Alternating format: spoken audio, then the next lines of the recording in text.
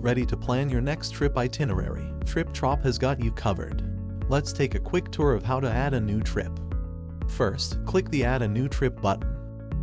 Then, select a continent, and you'll be able to view the list of all countries in that continent by scrolling down. You can find out more details about your destination by simply clicking on its photo.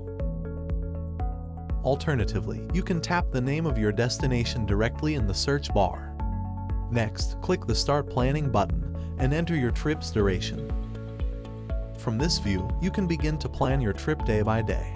To do this, simply click on the Add New Steps button, which will allow you to add places and bookings.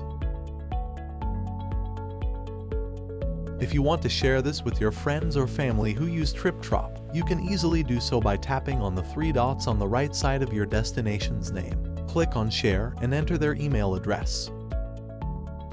With that, you're all set.